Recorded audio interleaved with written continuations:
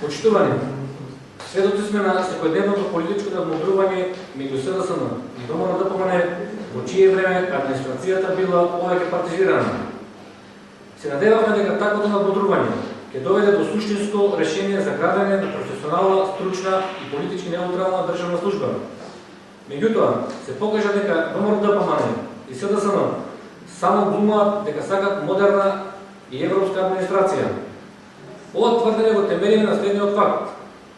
Имено, и понатаму останува нечекната одредбата во Законот за државните службеници, која му овозможува на министрите и директорите да вршат работување по субјективно наоѓање.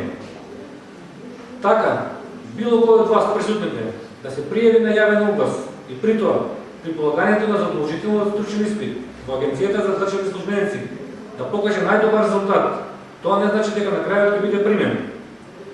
Тоа е така, бидејќи споменатата законска одредба му дава дискреционно право на функционерот кој раководи со органот каде се врши приемот, таквиот прием, внимавајте добро, да го врши според негово субјективно видување од приложениот список од Комисијата за селекција. Со други зборови, функционерите, кога вршат прием на државен службеник, немаат законска обврска да го изберат кандидатот со најдобро знаење после полагањето на стручниот испит. Ова е невидена хипокризија. Велиме дека сакаме европска администрација, а функционерите немаат обврска да ги вработуваат најстручните и најкомпетентните кандидати, кои тоа го докажале со постигнување најдобар резултат при полагањето на стручниот испит. Значи, од политичката волја и понатаму ќе зависи дали некој ќе биде или нема да биде државен службеник. Заради подобра прегледност, ќе наведам два лични примери. Пример број 1. Во јули 2003 година, тогашната министерка за надворешни работи Илинка Митрева објави јавен оглас за прием на државен службеник, односно за нејзин советник за надворешна политика. По полагањето на стручниот испит од 6 кандидати, јас имав најдобар резултат, бев најдобро рангиран и со најмногу бодови. Но министерката Митрева си ја прими послабо рангираната Санда Рагирова. Ова е тој записник од полагањето на испитот, од кој што јасно се гледа рангирањето во кое што имам најмногу бодови. Пример број 2. Тогашниот премиер Владо Бучковски во април 2005 година распиша јавен оглас за избор на негов државен советник за надворешна политика. И во овој случај, по спроведувањето на стручниот испит во Агенцијата за државни службеници се покажа дека јас имам најдобар резултат, односно ги победи сите кандидати по основа на знаење, способност и достигнување, но наспроти ова, Владо Бучковски тогаш си го прими за советник Мерсел Билјали. Ова е таа одлука на Бучковски во која што изврши прием на Мерсел Билјали, иако во тој момент ова лице немаше најдобар резултат при полагањето на стручниот испит. Значи, според критериумите, знаење, способност и достигнување, јас требаше да бидам избран во овие постапки, но според логиката на политиката, државни советници на Илинка Митрева и Владо Бучковски станаа Санда Рагирова и Мерсел Билјали, иако немаа најдобар резултат.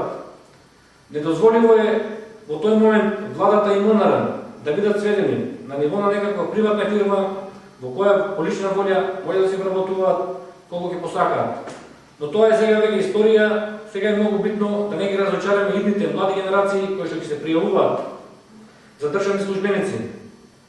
Интересно е што оваа законска одредба, која им дава дискреционно право на функционерите да вршат прием, остана отпорна на сите реформи во администрацијата досега, без оглед дали на власт е СДСМ или ВМРО-ДПМН, и тоа од оправдани причини. Постои джентлменски договор помеѓу нив да не чепкаат во оваа одредба, која обилно ја користат и двете партии за време на нивното практицирање на власта. Впрочем, во нивните секојдневни расправи, што денови ги слушаме, за се и се што околу администрацијата, и СДСМ и ВМРО-ДПМН не изостува ниту еден збор за бришење на оваа опасна законска одредба. Од тука, која е смислот на кандидатите да се малтретираат со полагање на стручен испит за да ја докажуваат својата стручност и компетентност, кога на крајот не се избира кандидатот што покажал најдобар успех и знаење и ги победил сите останати кандидати после спроведениот испит.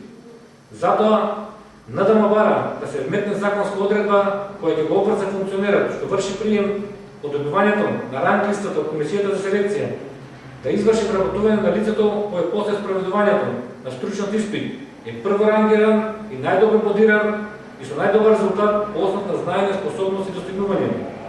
Ова е единствената брана за заштита од политизацијата на јавниот сектор, вистинско вреднување на трудот и прием на најспособните кандидати за државни службеници. Ние во НДМ немаме дилема по ова прашање, согласно определбата за ефикасна и непартизирана државна служба, така треба и да заврши постапката со изборот на најдобриот кандидат после спроведувањето на стручниот испит. А од ВМРО ДПМН и СДСМ нека повелат да докажат во пракса дека се искрено заинтересирани да ја постигнеме високата цел за изградба на професионална, компетентна и политички неутрална државна служба во која ќе се примаат најстручните и најкомпетентните кадри. СДСМ и ВМРО ДПМН им го должат тоа на сите млади генерации потенцијални кандидати за државни службеници. СДСМ и ВМРО ДПМН треба веднаш да престанат со големата измама и манипулација на младите генерации кои себе се гледаат како државни службеници. Решението е многу едноставно. Повторувам, само нека напишат една реченица во законот која ќе ги обврзува функционерите по јавниот оглас и спроведениот стручен испит да вршат прием на прворангираниот и најдобро бодиран кандидат кој има најголемо знаење. Ви благодарам.